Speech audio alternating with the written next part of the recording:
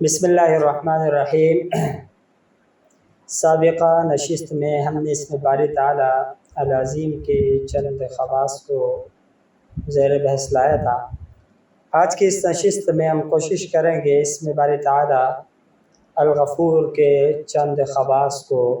بیان کیا جا سکے۔ الغفور یہ بھی ان اسماء میں سے ہے جن اسماء میں اسم اعظم کے حروف پائی جاتے ہیں۔ بعض اسماء میں اسم اعظم کا ایک حرف ہوتا ہے اور بعض اسماء کے اندر 2 حرف پائے جاتے ہیں۔ تو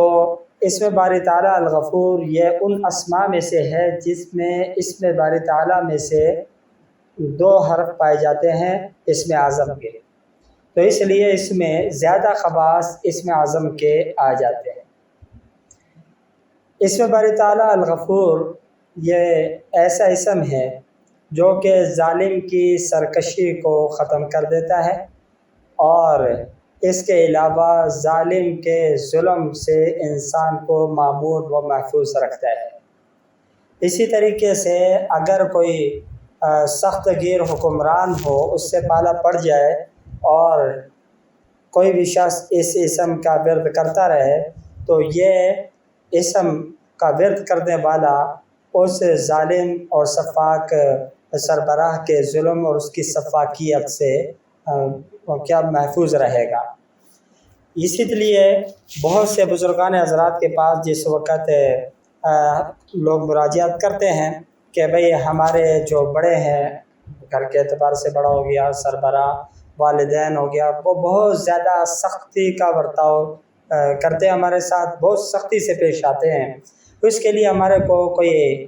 وظیفہ تجویز کر دیں، تو بزرگ حضرات یہی اسم باری تعالیٰ الغفور ہی کا ورد انہیں بتلاتے ہیں پڑھنے کے لیے کہ آپ یہ پڑھیں، انشاءاللہ اس کی وجہ سے ان کی سختیوں سے بیجا جو سختیاں ہیں۔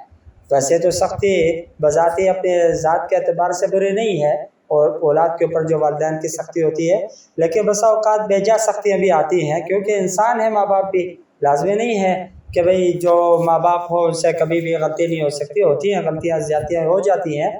تو اگر کوئی شخص اس اسم کا باقاعدہ ورد کرتا رہے تو انشاءاللہ وہ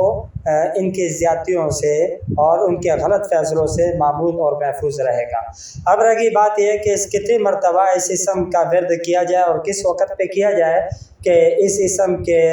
ذکر کرنے والے کو اس اسم کا ذاکر کہا جا سکے، تو 1286 یہ وہ عدد ہے جس عدد کے موافق اگر کوئی اس کی تسبیح پڑھے، 1286 مرتبہ اس کو پڑھ لے تو گویا کہ وہ اس اسم کا ذاکر کہلائے گا۔ دعا فرمائے اللہ رب العالمین عمل کی توفیق عطا فرمائے۔